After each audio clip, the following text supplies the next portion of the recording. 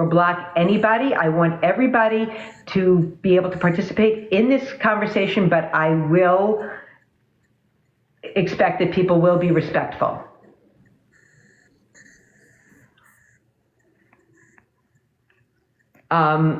So whether the government handled this right or wrong is not in question here, because if this were done the right way by Mark and Danny, the government would never be involved. People are talking about the person who turned them in. They're doxing her all over the place. If there was nothing to turn in, this wouldn't have happened. There you go. Yeah. Cheryl, I hope you don't mind that I say this, but I was on Cheryl's live before, and so many people came in and said to her, I hope you're not in New York. I hope when you're not in New York. And you answered it beautifully. And she, just said, I'm licensed. I have nothing to worry about. If they were doing the right thing, if they were licensed, if there was nothing to hide, none of this would have happened. Correct. And that is the bottom line here, and what we, I think, need also to convey to the general public in a way. Okay, so Dawn, I have very mixed feelings about people needing to mind their own business. Okay, wait, hold on a second. I want to get Carly's here, yeah.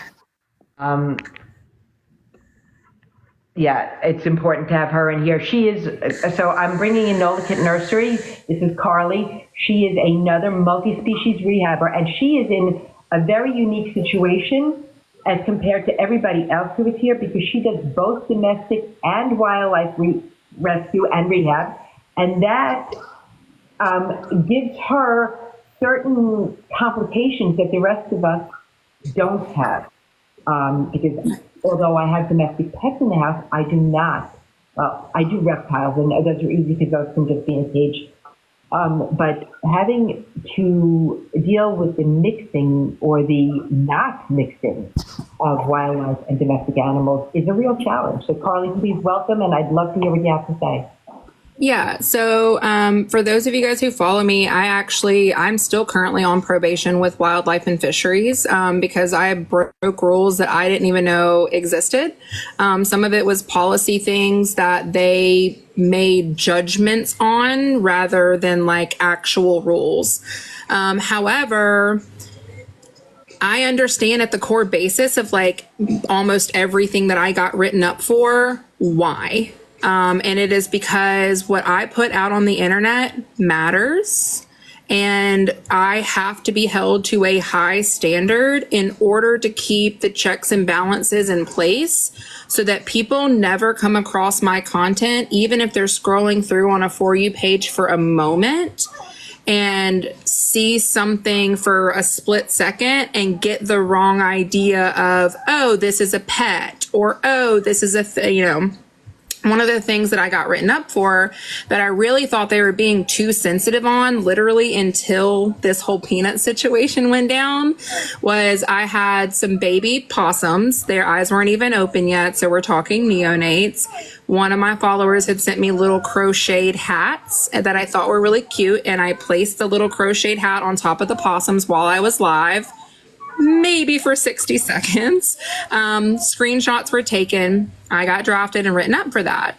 The reality is it could have taken one person coming through my live on the For You page who didn't know me and who I was and what I stand for wildlife rehab, make the assumption that that was a pet, and then possums make good pets. And then there is a snowball effect that happens in so many people's brains that just gets rolling down that can't be controlled and stopped. And that's exactly what the concern is with Peanut. What's in question here is not if they did it right or wrong. I don't want to argue whether or not a government entity handled it in the right way. The reality is they saw that as a full-blown pet and not a wildlife creature. It's my understanding that they constantly said, and we're trying to educate, that squirrels don't make good pets. But how can you sit there and have a pet squirrel, love that pet squirrel, present it to the internet as a pet squirrel, and then say, but you shouldn't do this. This isn't, good right, for you. And they only showed the fun part. I got bitten today by one of my gram stalkers, wild outdoor squirrel. Mm-hmm. The fat was hanging out of the cut. I don't know if I can show it. If this were not a animal bite, this would have needed a stitch.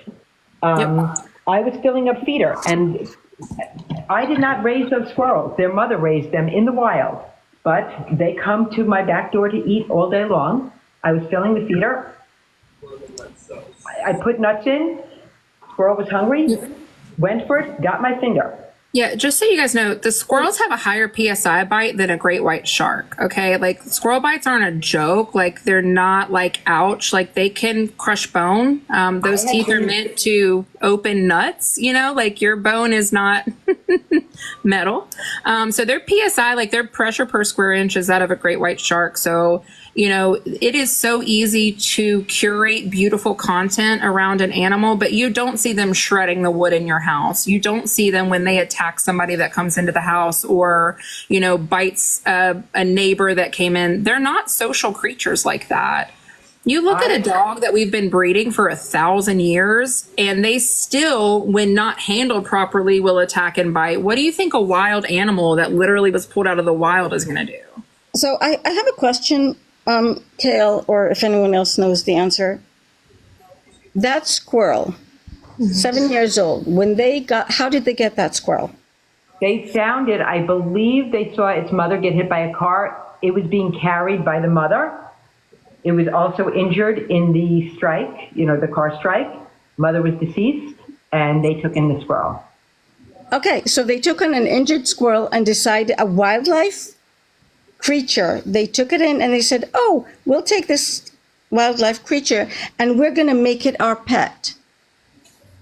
And this is the crux of the problem here. No, I don't believe that was their intention. And again, I want to be fully transparent and as factual as possible. They did try and release it.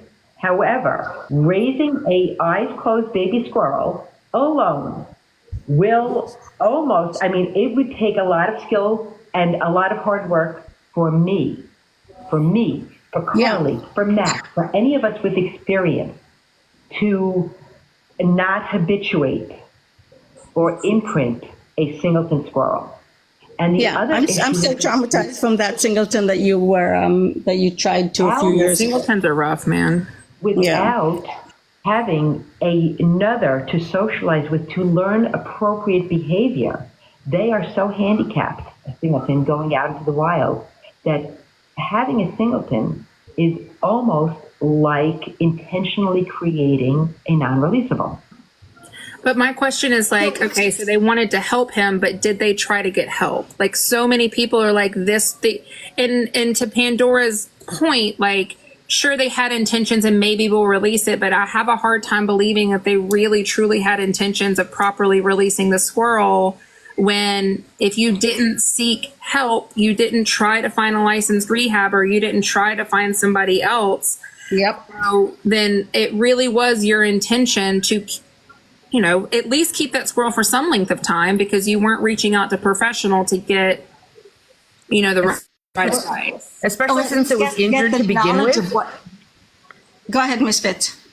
Especially saying that it was injured to begin with, so you deem yourself qualified to be a veterinarian to take care of this injured baby instead of, you know, so if your child gets hurt, we should not take it to the hospital, just mend it yourself. No. Yeah, you took the words out of my mouth. Yeah, absolutely. Without being a licensed rehabber, you cannot get vet care for wildlife. Mm-hmm. Yeah. And it starts, unfortunately, it starts with looking the other way when it's a cute little squirrel once and twice, and now it's an epidemic, especially with social media. It's an epidemic, and I see it every day, and it breaks my heart because I know the outcomes of these things. And that's why rules and regulations need to be enforced.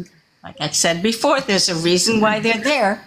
And that's the reason why they need to be enforced, because you look the other way, and the next thing you know is you have a squirrel and a raccoon, and they're both being euthanized because people looked away. And listen, you guys, we have a unique thing down here in Louisiana. It's very similar to Texas, right? Like, people, it's rural, people, you know, have pets of all shapes and sizes and things. And It's when you start mixing it with social media that it really becomes an issue, because you're putting that content out. You're able to make that content look exactly how you want it to look. And so to KL's point, you get to only show the highlights and the good stuff. And I've talked about this on my video that I did on this, we had a nutria that was seized by Wildlife and Fisheries for the exact same reason that Peanut the squirrel was. He was orphaned. They did rehab him. They claimed they tried to release him, but he just kept coming back. Don't get me started. So the issue is they started using him in TV commercials. They started posting him all over the internet, and it got reported. They seized Nudie. There was enough people that signed petitions, because Nudie wasn't initially euthanized like Peanut was. They got the nutria back. Wildlife and Fisheries worked with them to get the proper licensing and to make sure that Nudie was in a good situation. And I understand that that is probably what everybody wanted for Peanut, right? They were like, just give him a slap on the wrist, let him have him back. Well, guess what Carly ended up with a month later after Nudie went back with his parents?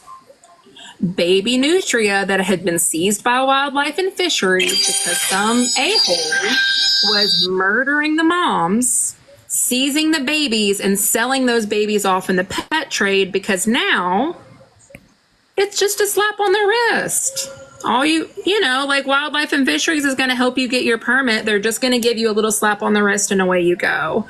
So, like, I know it seems black and white to people who aren't in this arena, but it is not black and white. And it is not as simple as just let him have him back. It's one squirrel. It's not. It is a one squirrel with 1 million followers who are impressionable people that are going to think that I can do that too. And look, they've got 1 million followers. All I have to do is get a pet squirrel. Like, I physically saw it happen last year. Like, that is how I ended up with baby nutria, is because they let them have that nutria back. It makes me wonder how many of Peanut's followers now have pet squirrels that they've stolen from the wild. Yep. And here's the thing.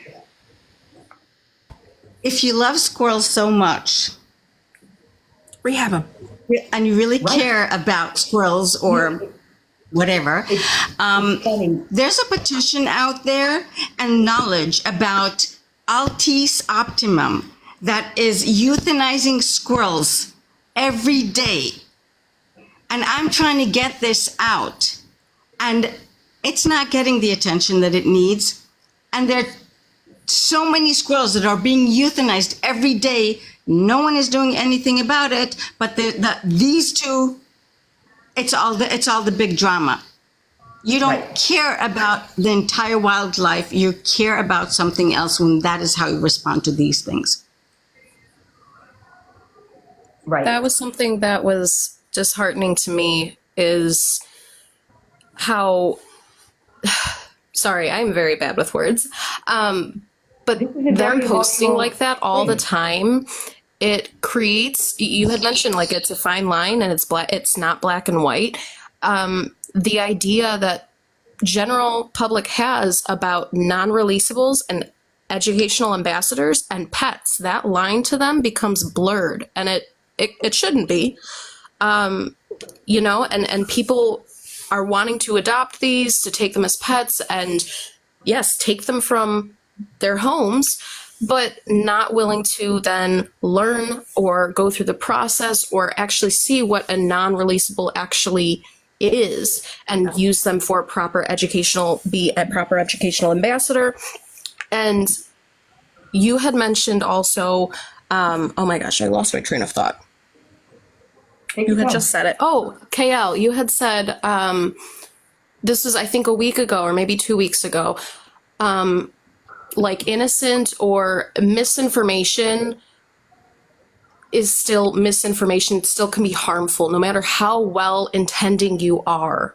And, you know, no matter how much people genuinely care, if it is still misinformation, it still has the potential to become harmful. And I feel like the impact, that the part that's disheartening to me is the impact it now has on other truly non-releasable animals and truly, actual animal educational ambassadors, because other people now will look at those and that line is now blurred as, oh, these are just pets. And that's what worries me. I would like to talk about a non-releasable animal that I am responsible for placing. A couple of years ago, I got a call for a fox. I responded to a young fox kit that was,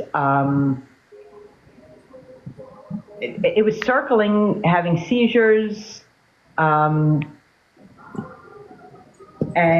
it was in somebody's driveway. And typically, well, foxes in New York are not a rabies vector. So an animal with a neurologic condition, mammal, typically rabies is a concern. But I got very lucky that my vet and a local rehab facility were willing to look at that animal very closely. And she was having seizures, but she had no other typical signs of rabies. And when you are at the point where you're having seizures from rabies, you would normally have other symptoms. It turns out that this fox kid had eaten a bird that was infected with avian influenza. She was my animal. I transferred her to Sweetbriar Nature Center. She is a non-releasable ambassador in a public facility. She is used to teach about foxes. She needs medication for her seizures twice a day. She has a enclosure that is like a 3-car garage, multi-level. She is comfortable with her handlers. She has a great quality of life, and she does a real important service for the community. She's not in my home. She is not a pet. I had the option of hiding her, of keeping her. I'm the one who rescued her. I did the right thing for the animal. And the animal is now doing the right thing for their species. Mm-hmm. Something else that hasn't been discussed much with this case, or maybe it was earlier because I came in late, they transported this squirrel across state lines. I did bring that up very early on. And I found that out and I was like, that's a federal offense. Yes, the first time I came across his live on TikTok, he was talking about their impending move, and I reached out and tried to warn him then. Because he said that he found Peanut in Manhattan. So that means he moved it twice across state lines. So just so those in the chat that maybe are not aware of why this rule was in place, right? This again is not like the government trying to control us unnecessarily. Okay. It is very important in terms of breeding and squirrels that we aren't cross-pollinating, so to speak, across major state lines. If there was a recessive gene or maybe a particular disease or something that the squirrels in Manhattan are dealing with, crossing state lines and potentially introducing that squirrel into the breeding stock of another subset of squirrels in a different state can have deadly side effects. It is part of the reason why they work so hard. It's part of the reason why when you come into the country, you're not allowed to bring certain animals, certain foods, certain everything.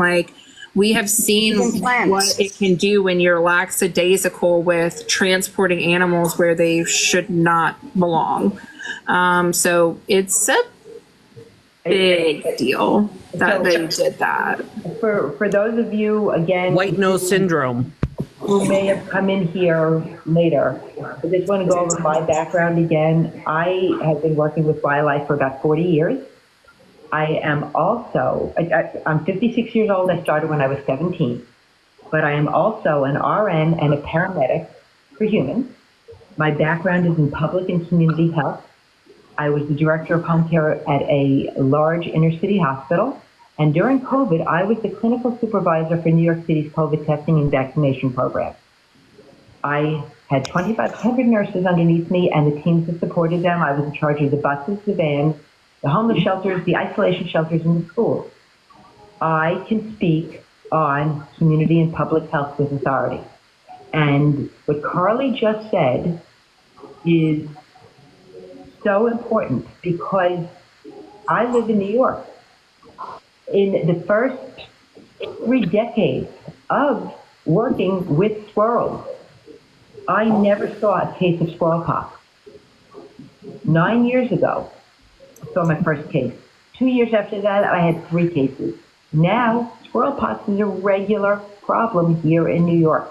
In fact, a squirrel was brought to Cornell last year with a brand new strain of squirrel pox that is nowhere else. So mixing squirrel pox with our squirrels has given a super strain.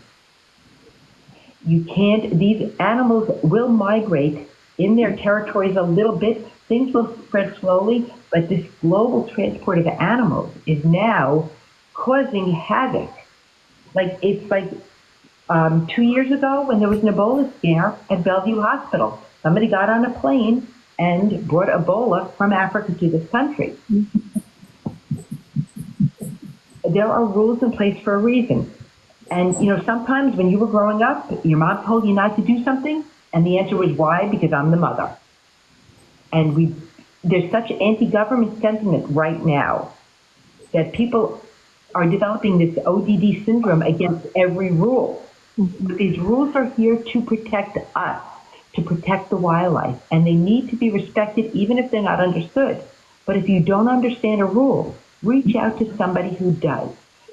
Pick up the phone, call somebody like Carly, like Matt, like me. We are all accessible.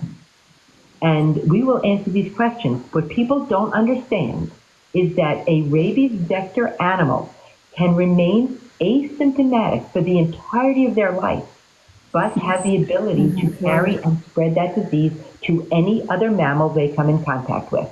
And the only way to know for sure if that animal is carrying that disease is to euthanize and test brain tissue. That is the problem. Once that raccoon was in the mix, the fates were sealed. Now, somebody's saying about him raising $190,000. Every one of us in here is in debt because of the work we do. Every one of us here sacrifices personal comfort to do the work we do, whether it's Carly or Lidge or Burge or Matt. All of us are doing that. And we are all fighting for the same fundraising dollars. Now, I don't care who gets your donations. If you are somebody who wants to donate to wildlife rescue, I appreciate you. Whether I get it, Carly gets it, Burge gets it, Matt gets it, doesn't matter. You're helping all of us. And the one thing that I want to see come out of this is the importance of, I need to back up for 1 second. Wildlife rehab is done by volunteers. The majority of us are doing this out of our homes. That needs to stop. We need to have rehab centers for so many reasons, but this is one of them, because we should not be, we all have families. Carly's got kids. I have kids. I should not be bringing in squirrels with Bordetella, that is zoonotic to humans, into my home. I had a Bordetella outbreak 2 years ago. I got sick. It is not fair. We are sacrificing so much as it is. We are giving up our freedom, our birthdays, our family dinners, our everything, our vacations, to volunteer our time, our money, our hearts for these animals. And we need to have centers. We need to be able to go home and shut off. We need to be able to work a shift. I have 164 volunteers that I can't bring into my home because it is just too invasive. I have enough volunteers to staff a full-time 24/7 rehab center. I don't have the money to buy the building. I need the money to buy the building because Nassau County in New York, where I live, has no rehab center at all. We have no facility for migratory birds, and nobody has the property for the flight cages on their personal land.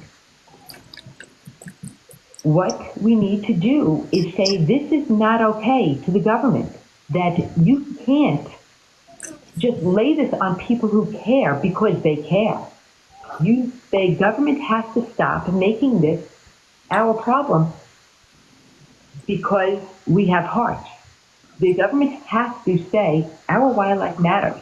Now, when I was the director of home care at Kings County Hospital in New York City, if a home care agency wanted to provide services, they had to give 10% of their revenue in free care. This is before Obamacare, when we had people who were undocumented, uninsured. And in order for an agency to make money off of that population, they had to participate in giving free care to that population. Our wildlife, by definition, are all indigent. They cannot say, hey, I just got hit by a car, my arm is broken, can you please take me to a vet and have the vet take care of me? I can't pay a vet. Our wildlife is our responsibility. And one thing that I write in my videos all the time, we cannot save the world for ourselves without saving the world for them. There is a balance to nature. This is so important. Now, I approached my local government, I approached my county government, I approached the state government. Nobody will give me a piece of property. I am willing to do 24/7. I have staff. I will fund it, but I cannot afford to fund the building and the day-to-day care. I can do one or the other. So I asked them to give me the building. And again, I want to bring it back to the fact that what they have created is a snowball that creates lack of trust in the wildlife rehabilitators world, and it's going to hurt all of you in terms of funds. Yes. Because now everyone is upset with you, and the people that lack the integrity of being straightforward and listening to people, the ripple effect of it is going to hurt wildlife rehabilitators all over the country. Carly, and wildlife. Carly, I know you took a vacation. How difficult emotionally, how stressful was it for you to take a vacation? Oh, it takes me 2 months just of planning because I have to figure out all of my intake has to be adjusted. So I'm not allowed to so I have to say no to animals that I normally wouldn't say no to, which is an emotional toll in and of itself for somebody who is a caretaker, right? So I already know that my decision to go on a vacation is costing the lives of animals. That is the reality. For me, I am a huge proponent of self-care and that you can't pour from an empty cup.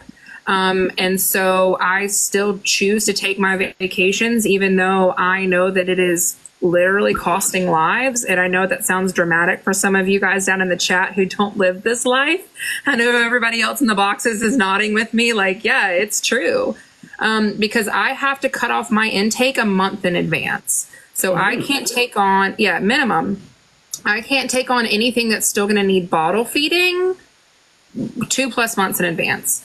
Anything that I have at the time of my vacation that's bottle feeding, I'm very blessed to have a group of several other licensed rehabbers in my area that I can reach out to.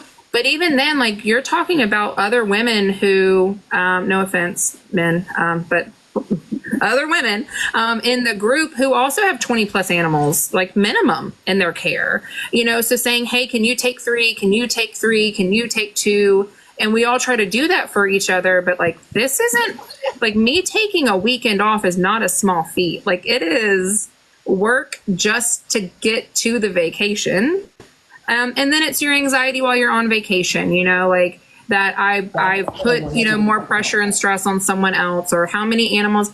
And my phone never stops. I'm sure y'all's phone never stops. Once it's Pandora's box, Pandora, once your number is out there, it's out there. And so, I'm a 4-day cruise in Mexico trying to text people on how to reunite squirrels with a mom because the guilt of me not responding to that text message is going to ruin the rest of my day, because what's a simple text message to help them educate on how to reunite with mom, You're interrupting your vacation, or you're so stressed over not interrupting your vacation.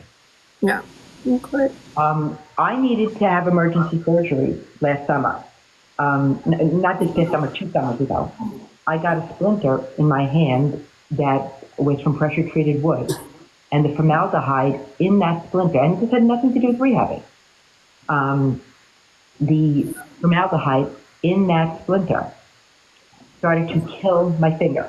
This is the finger. It is still swollen. It is the finger that gets bitten all the time because it no longer works properly. I can't move it out of the way quickly. But they wanted to put me in the hospital. My finger was black and necrotic. And they wanted to put me in the hospital that day and do emergency surgery. And I said, no, I can't. I have to go home and place 200 animals.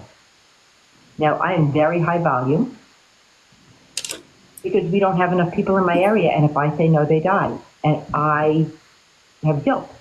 So I don't ever say no. I don't sleep for days on end. And I don't say no. And so I risk losing my finger rather than, I just needed to find places for 200 animals. And I spent the next 24 hours driving all over Long Island, begging people, please just take five, until I got to every rehabber who could take five, and then the year before that, she only does squirrels, but she's high volume. She could have 80 to 100 squirrels at a time. Her husband had a stroke. She had to be in the hospital by his bedside. So if we have a facility, if we have a place where people can come and go and volunteer and do their shifts or even get paid, because there's nothing wrong with having a paid skeleton crew through donations or through government funding, if that existed. But if we have a facility, we can have a normal life and the animals will get much better care. I have fallen asleep feeding baby squirrels. God forbid that squirrel walks off my desk while I'm feeding them. But when I've been up 72 hours straight, it happens. Have you ever fallen asleep, any of you, feeding an animal?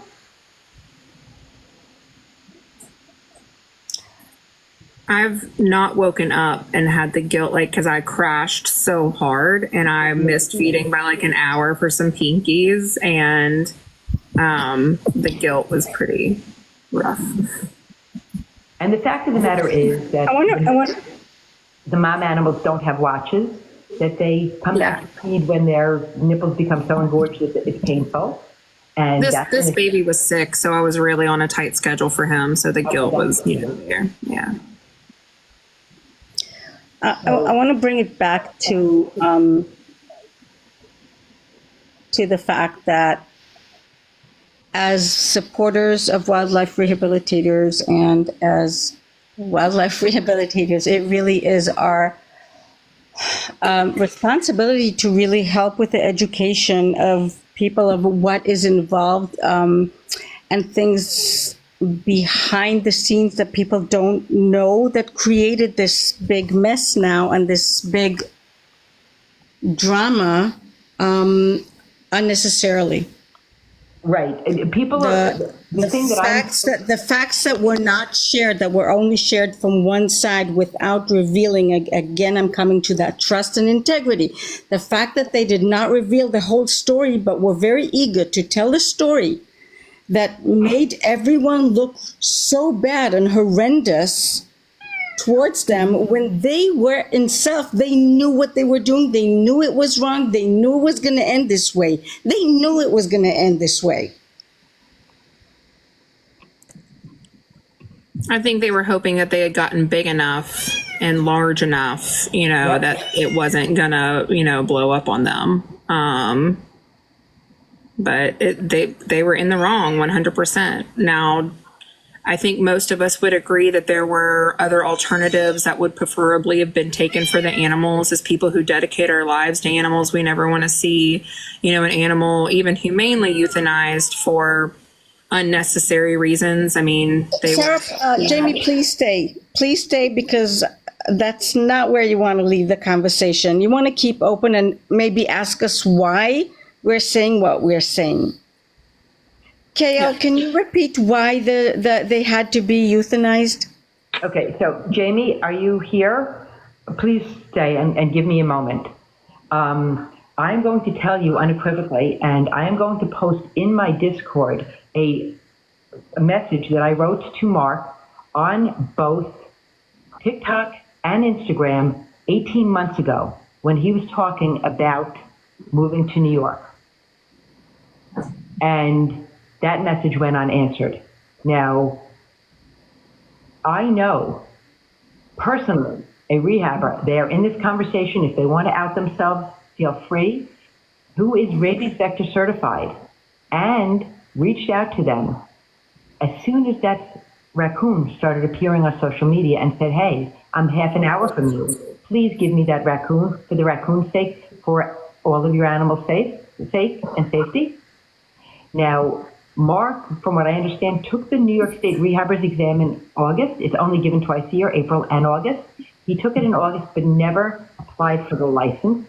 From what I understand, Danny was licensed as a class 1.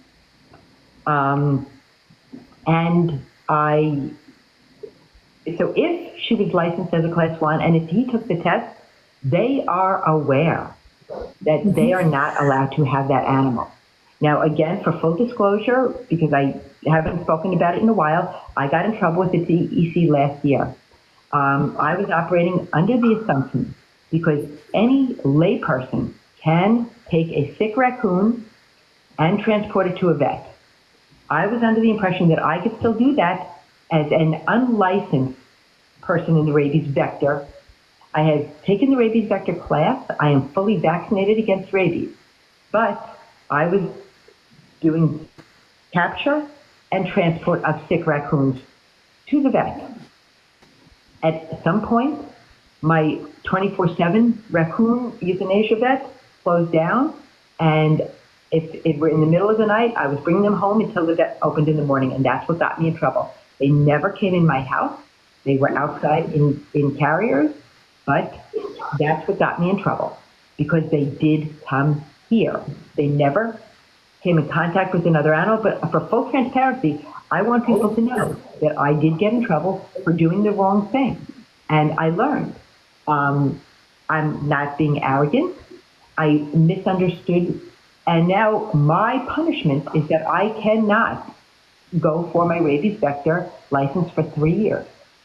And that's going to hurt our community immensely, because I was the only one doing these distemper pickups. So now distemper is going to spread rampantly.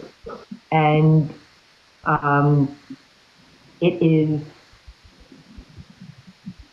again, this has the potential to hurt all raccoons, all rabies vector animals with what I did. I am fully admitting to it, but it was, I'm not trashing them for making a mistake. I was never warned. Nobody said to me, hey, you're misinterpreting this rule. I reached out. Let's be clear. No one's trashing people here. Right. What we want you guys to understand is that there's more to this story. Do we think it's a sad story with a sad ending? Absolutely. But at the end of the day, we are all accountable as adults for our actions, and a mistake doesn't mean that there's no consequences, okay? Just because you didn't know.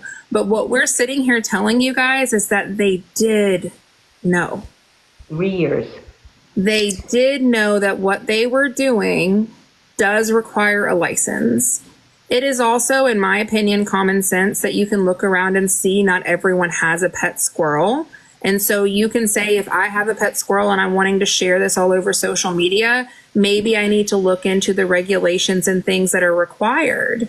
It's really basic common sense. The squirrel itself was not as much as the issue, Carly, from what my understanding, as it was the new raccoon and the vector danger. And they were warned about that. If they had a license, if they passed the test, they should have known that. Right. And here's the other thing too, though. That's what created the outcome.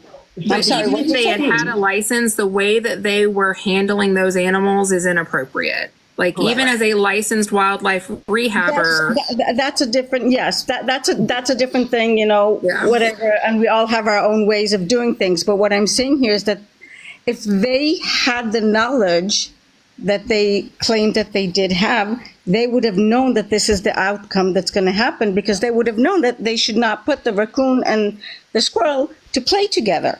Yep.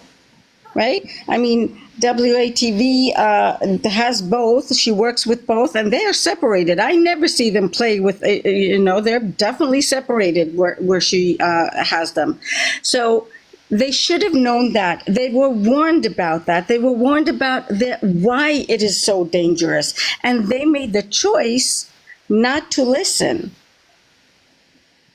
That is the issue more than anything else. And now they're coming out and they're giving a bad reputation to the rehab community. Yeah. Okay, so blaming them. This is really important. All Ginger House.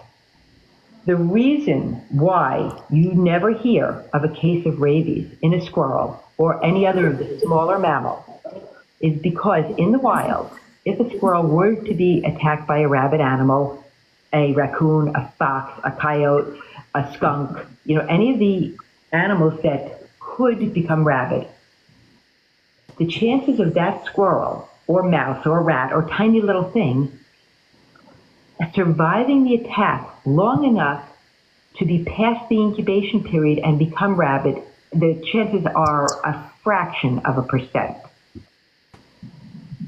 But what they created in this house was the absolute perfect storm for the potential of a rabid squirrel, because a rabies vector animal can be an asymptomatic carrier for the entirety of their life. And rabies is carried in all bodily fluids, saliva being the biggest vector. And if the animals are engaged in friendly play, where there is no harm, and a tongue hits a tongue hits a mouth, a tongue licks a paw and swats at a face, hits an eye, there is the very great potential for rabies transfer. And that squirrel is going to survive that transfer because there is no injury involved. So there is no way to know why that raccoon is orphaned. Did the mother die from rabies? There is no way to know without euthanizing that raccoon if that raccoon is an asymptomatic carrier. So once there was interaction between the raccoon and the squirrel that could have involved transfer of any bodily fluid, and with wild animals who groom themselves with their mouths, any interaction has that potential. And they were aware of this. They cannot feign ignorance in this situation. Too many people warned them. The other perfect storm that they were creating, you guys, though, is, and you guys have to understand, it's because they mixed social media in with this also. There are so many elements of this story. So they are taking people who are not licensed, who have no idea that what they are doing is potentially very deadly. And you are broadcasting it for millions of people to see and to idolize and to think that it is cute and normal and allowable. And so is it likely that either one of these is that there's rabies present? It is unlikely, you guys. The squirrel was there for 7 years. The raccoon is a new feature, which brings in a higher element of likelihood. But it's the point that the example that they were setting was deadly. That's the point. And the point is, when they introduced that vector species, the government didn't have a choice but to step in. There is not a snowball's chance in hell that Wildlife and Fisheries was not aware of Peanut. Okay, Peanut had 1 million followers. They knew what was going on.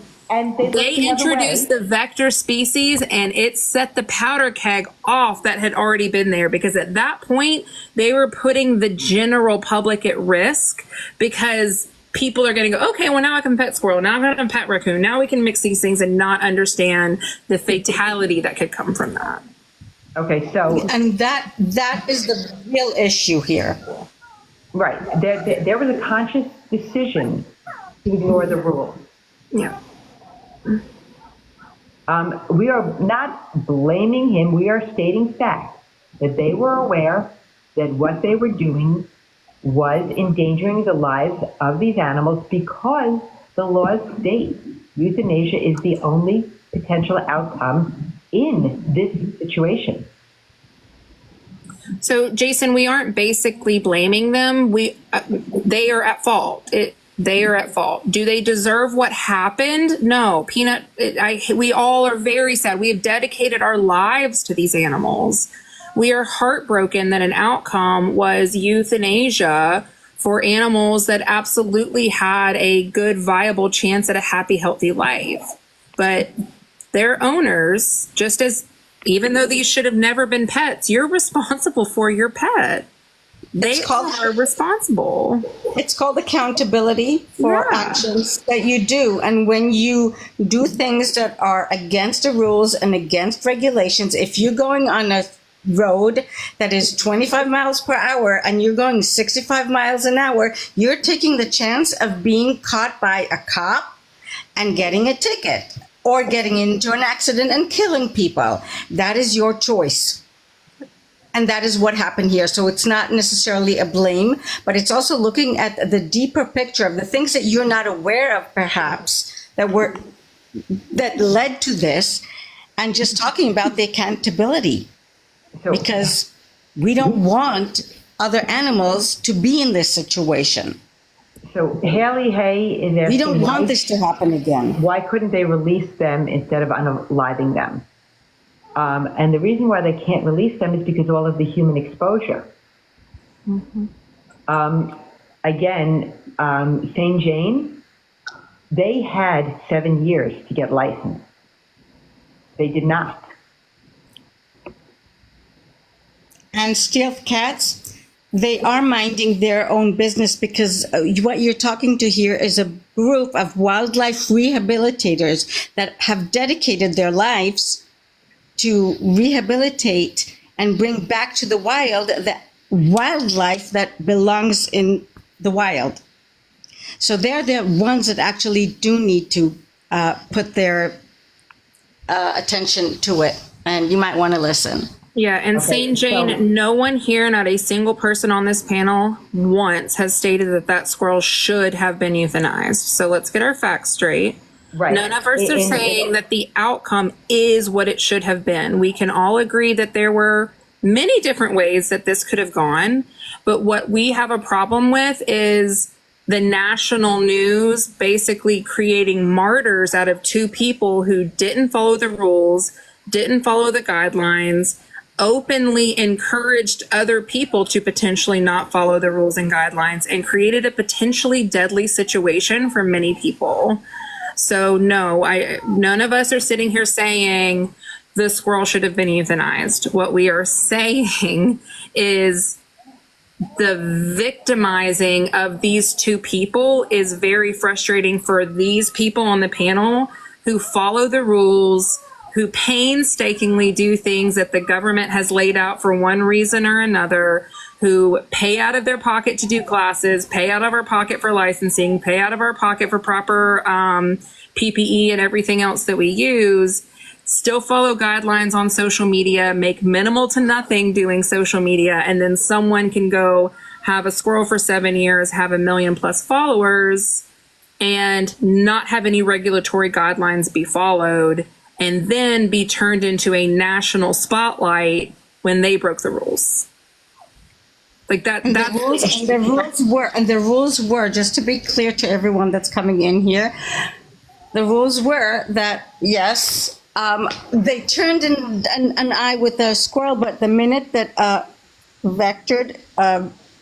rabies vectored animal came into the story here with the raccoon, that's when things went awry, because that is where the danger to the public happened.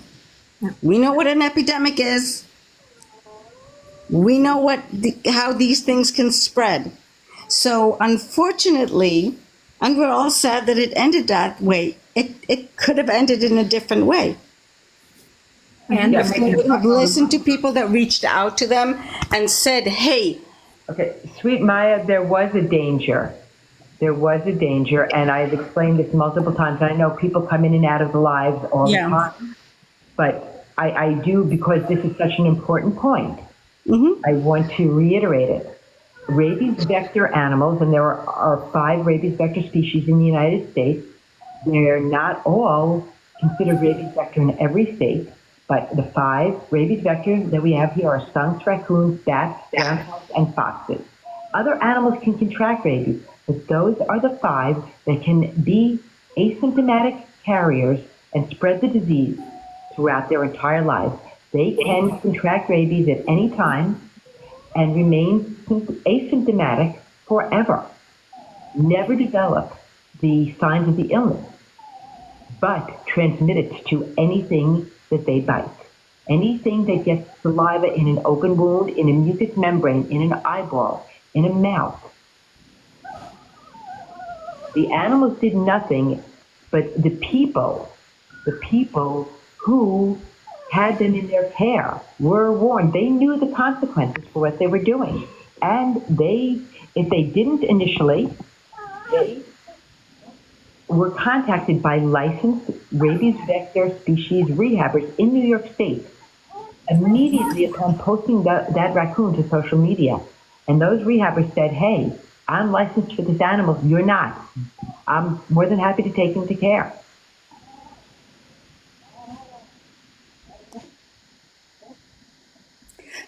Someone here is asking why some are classified RVs in some states and not in others. Because of the amount of animals that test positive in that area.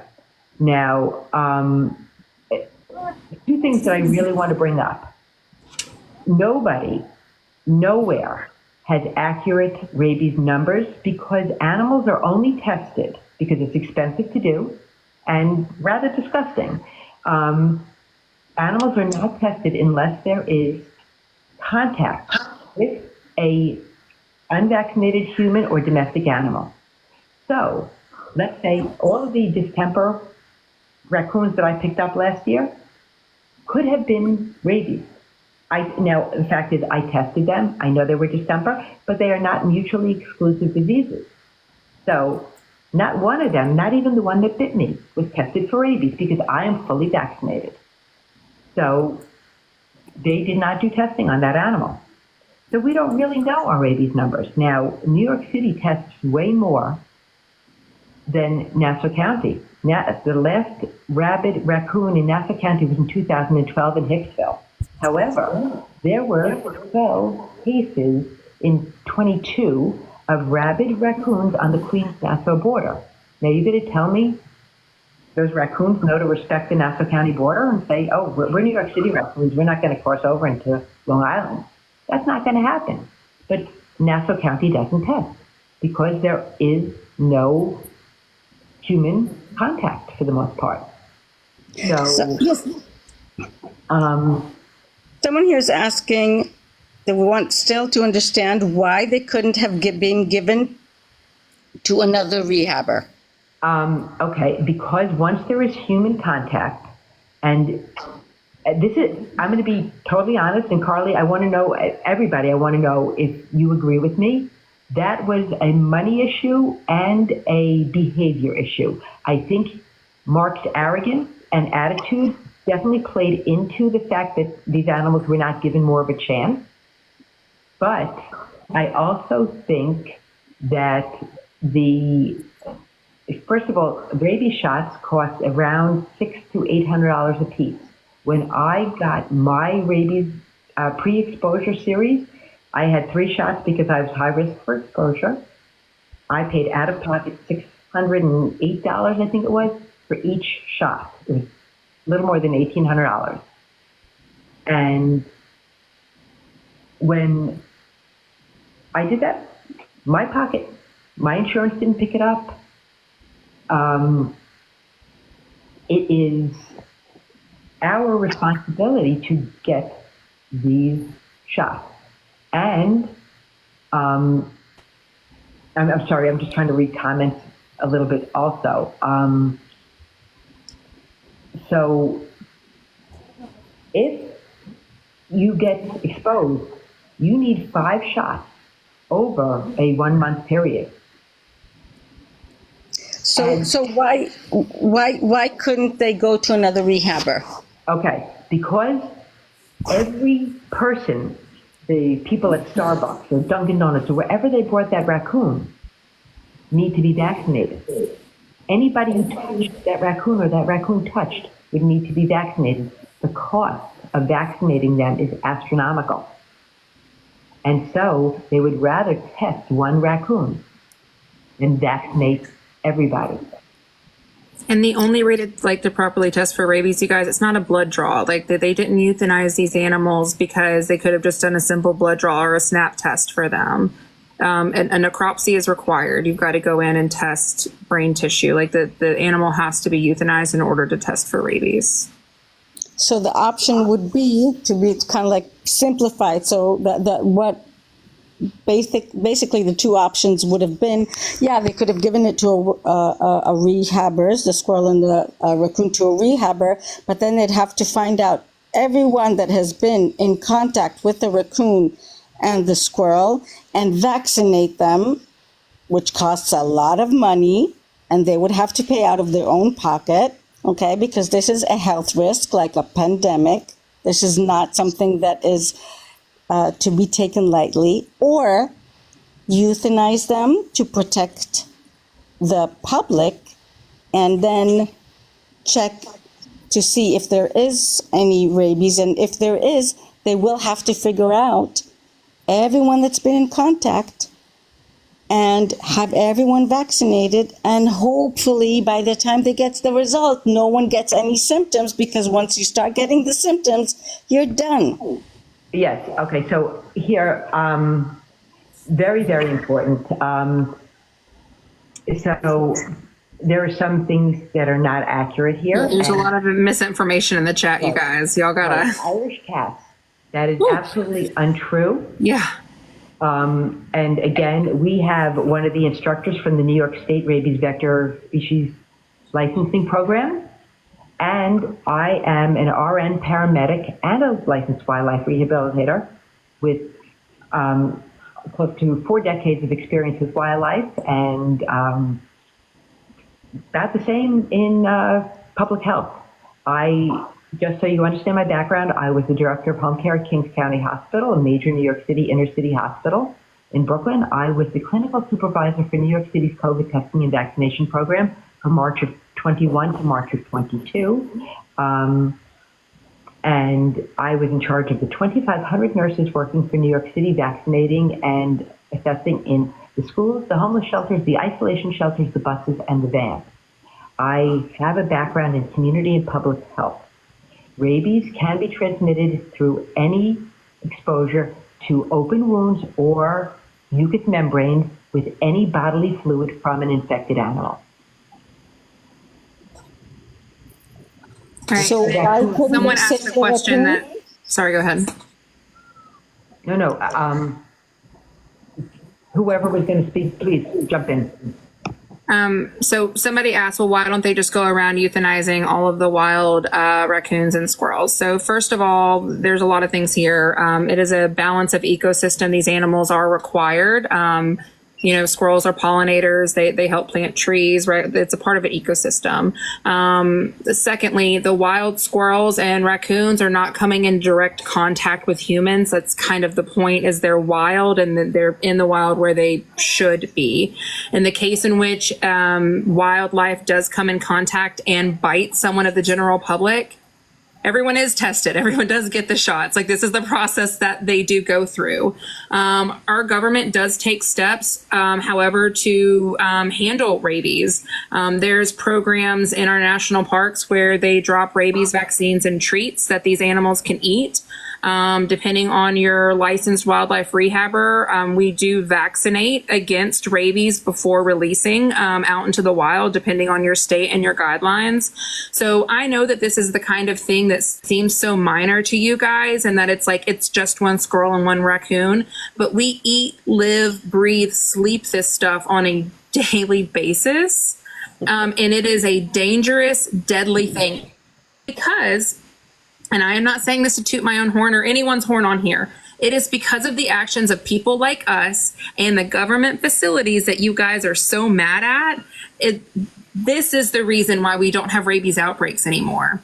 The luxury that you guys have to sit down here in this chat and think that rabies is not a big deal is because of all of the people that you see here on this screen and the government agencies that stepped in to handle Peanut and to handle the case that happened. Do we want to see animals euthanized? Absolutely not. But we also understand that there is a balance between human and animals that has to happen, and a public safety line was crossed here, and he knew that it was he knew what he was doing. Okay, so I am so happy that you guys don't have to talk about and deal with rabies on a daily basis, because it is deadly and it is a scary thing. All right. But it doesn't have to be. You can be well educated. You can understand what you're working with and doing, which is where wildlife licensed rehabbers come in. And had Mark and them taken the proper precautions and gotten their licensing, they never would have mixed those two animals. They would have had all the proper licensing. No